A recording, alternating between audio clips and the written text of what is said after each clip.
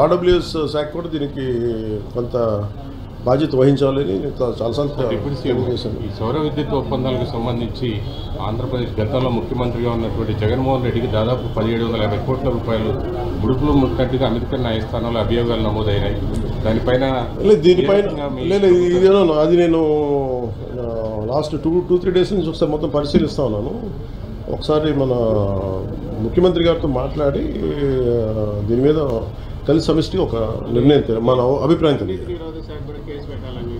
అది వీటన్నిటి మీద ఉన్నాయి డిమాండ్స్, వీటన్నిటి పరిశీలించి దాని వెల్కమ్ దీన్ని తెలియజేస్తాను, మా అభిప్రాయం తెలియజేస్తాను. రాష్ట్రంలో రోజుకు కుంభకోణం బయటపడతాం. ఈరోజు మళ్ళీ తిరిగి కడప ఎయిర్పోర్టు సంబంధించి 150 కోట్లు, అట్లనే అంతకుముందు శ్రీకాకుళం జిల్లాలో కానీ అంటే సమోసాలకే 9 కోట్లు అలా కాదండి, సమోసాలకే 9 కోట్లు అనుకున్నప్పుడు ఇవన్నీ మనం చూడాలి. అంటే ఇది అంటే చాలా బాధ్యతారాహిత్యం, భయాలు లేవు, పారదర్శకత లేదు, అకౌంటబిలిటీకి వీఆర్ పేయింగ్ ద ప్రైజ్.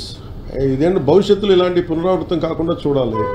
ఒకటి వాళ్ళు చేసిన దానికి వాళ్ళని అకౌంటబిలిటీ తీసుకురావడం, రెండు భవిష్యత్తులో ఇలాంటి పునరావృతం కాకుండా ఉండటం, వీటన్నిటి మీద ఆలోచిస్తారు. ఆర్టీడీ నోటీసులకి స్పందించకుండా తప్పించుకుని తిరుగుతున్నారు. ఆయన ఒక్కళ్ళే గారు, మిగతా చాలా మంది కూడా విచారణకు రమ్మంటే రాకుండా తప్పించుకుని తిరుగుతున్నారని చెప్తున్నారు. పోలీసులు ఆ విధంగా వాళ్ళు పట్టుకోలేకపోతున్నారా, లేకపోతే ఏంటి అసలు? అంటే చిత్తశుద్ధి లేదా పోలీసులు వాళ్ళకి అరెస్ట్ చేయడానికి కానీ వాళ్ళు పట్టుకోవడానికి కానీ, లేదంటే వాళ్ళకి తిరుగుతున్నారు? ఏంటి sir? Let the police do their job, let me do my job. నా పని నేను చేసుకున్నాను, వాళ్ళ పని వాళ్ళు చేయాలి కదా. గత గవర్నమెంట్ లో అయితే ఎక్కడున్నా అవునా? చెప్తున్నారు వాళ్ళు ఢిల్లీ నుంచి కూడా పట్టుకెళ్ళిన సందర్భాలు అలా అనిపించట్లేదా ఇప్పుడు?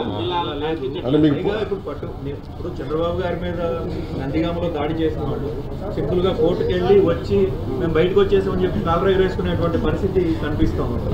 సో ఎట్లా అంటే నేను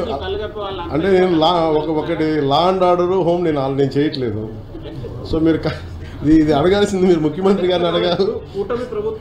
కరెక్టే, అలాగే ఇప్పుడు నేను పంచాయతీ రాజ్ గురించి అడిగితే నేను చెప్పగలను. అంటే కొన్ని ఇది మా ఇంటర్నల్గా ఏం జరుగుతుందో ఒకసారి మీరు చెప్పినవన్నీ ఖచ్చితంగా నేనే దాన్ని తప్పించుకోవట్లేదు కదా, కానీ ఒక మాట చెప్పేటప్పుడు కొంచెం బాధ్యతగా చెప్పాలంటే. సో మీరు మా మీడియా మిత్రులు అడిగారు ఢిల్లీలో, ఇవన్నీ నేను ముఖ్యమంత్రి గారి దృష్టికిను హోంమంత్రి గారి దృష్టికి తీసుకెళ్తాను. ఏం చెప్పంటారు చెప్పండి, మీ మాటకి నేను తీసుకెళ్తానని. అంటే మిమ్మల్ని అంత ఇబ్బంది పెట్టినప్పుడు, అంత ధైర్యంగా ఆంధ్ర పోలీసు ఉన్నప్పుడు ఈరోజు ఆంధ్ర పోలీసు ఎందుకు తట్టుపాయిస్తున్నారు అడగాలి కదా, ఖచ్చితంగా అడుగుతాను.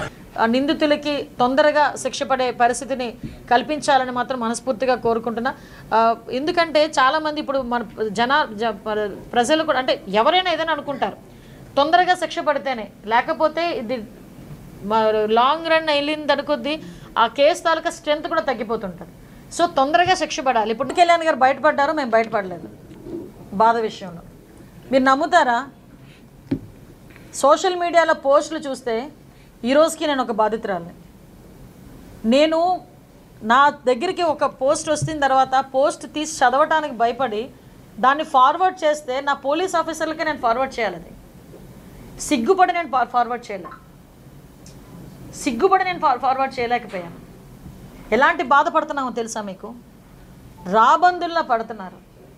కనీసం వాళ్ళ తాలూకా పైత్యాన్ని మాటల రూపంలో నోటికొచ్చినట్టు భావస్వేచ్ఛ ప్రకటన అని ఒకే ఒక పదం ఉపయోగించుకొని వాళ్ళు చేస్తున్న పదజాలాలు కానీ వాళ్ళు పెడుతున్న పోస్టులు కానీ చూస్తూ ఉంటే ఎవడండి ఆడు మా మీద పెట్టడానికి?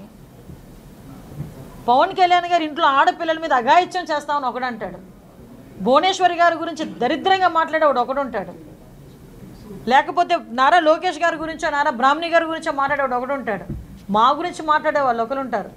ఒకరు ఇద్దరు కాదు, మూకుమ్మడిగా సోషల్ మీడియాలో దాడి చేస్తూ ఉంటే ఆ దాడికి సంబంధించి ఈరోజు పోలీస్ డిపార్ట్మెంట్ వాళ్ళు పట్టుకోండి అని మాట్లాడుతూ ఉంటే ఎక్కడో అక్కడ మాకు చట్టం సహకరించట్లేదో ఎలా మాట్లాడితే ఇలా ఉండి ఆ ఉదాసీనత అన్నది కనిపిస్తూ ఉంటే కడుపు మండి ఎవరైనా మాట్లాడతారు. అది కడుపు మంట. రేపు పొద్దున్న మా పొజిషనే ఏమనుకోద్ది, ఇక్కడ ఉన్న వాళ్ళు ఎవరో ఒకరికి ఆ పొజిషన్ వస్తే ఆ కడుపు మంట ఏంటో తెలుస్తుంది. ఏమండి ఈరోజు రాజకీయాల్లోకి ఆడవాళ్ళు రావాలంటే ఇంత భయపడాలా? మా పరిస్థితులను ఇంకా దిగజార్చుకోవాలా? మా సెల్ఫ్ రెస్పెక్ట్లు మేము ఇంత దిగజార్చుకొని ఉండాలా? జగన్మోహన్ రెడ్డి ఒక ట్వీట్ పెట్టాడు, మా భావ స్వేచ్ఛ ప్రకటనని మీరు లాగేసుకుంటున్నారు అని చెప్పేసి ట్వీట్ పెట్టాడు. ఈరోజు గుర్తొచ్చిందా భావ స్వేచ్ఛ ప్రకటన లాక్కుంటున్నామన్న విషయం? మీరు 5 సంవత్సరాలు మేము ఒక ఫార్వర్డ్ పోస్ట్ ట్విట్టర్లో పెట్టిన కారణంగా గౌతు శిరీష ఇప్పుడు ఎమ్మెల్యే ఆవిడని సిఐడి ఆఫీసులో ఉదయం నుంచి సాయంత్రం వరకు కూర్చోబెట్టారు. అమరావతి మీద ఒక పోస్ట్ పెట్టిందని రంగనాయకం అని ఒక లేడీని, ముసలావిడిని, పెద్దావిడిని, 60 సంవత్సరాల పెద్దావిడిని తీసుకొచ్చి సిఐడి ఆఫీసులో కూర్చోబెట్టి అపరాధులు తీసుకెళ్ళి ఆవిడని అరెస్ట్ చేసే పరిస్థితి కనిపించింది. సోషల్ మీడియాలో ఒక అబ్బాయి ఎవరైనా ఒక యూట్యూబ్లో ఒక వీడియో తీసి పెడితే అపరాధులు వచ్చి లైట్లు పగలగొట్టి లోపలికి వెళ్ళి తీసుకొచ్చి అరెస్ట్ చేసిన పరిస్థితి కనిపించింది. కానీ ఈరోజు మేము క్లియర్ కట్గా అన్ని బాధలు భరించి కూడా కక్ష సాధింపుగా వెళ్ళకూడదు. ఈ రాష్ట్రం అట్టడిగిపోయింది, అభివృద్ధిలో కూడా సున్నా అయిపోయింది, ఉద్యోగాలు లేక అల్లాడిపోతున్నారు, డబ్బులు లేక కనీసం రోడ్లు వేసుకోలేని పరిస్థితిలో ఉన్నామని మేమందరం కూడా ముందు ఈ వీటి మీద మేము దృష్టి పెడితే, పైగా బయటకు వచ్చి వీళ్ళు ఏం మాట్లాడతారండి? నోటుకు వచ్చినట్టు సోషల్ మీడియాలో ఈ రోజుకి కూడా, నేను యాజ్ హోమ్ మినిస్టర్ ఈ రోజుకి కూడా సోషల్ మీడియాలో ఆ బాధ నేను పడుతున్నా. ఎన్ని నిద్రలేని రాత్రులు గడిపామో తెలుసా మీకు?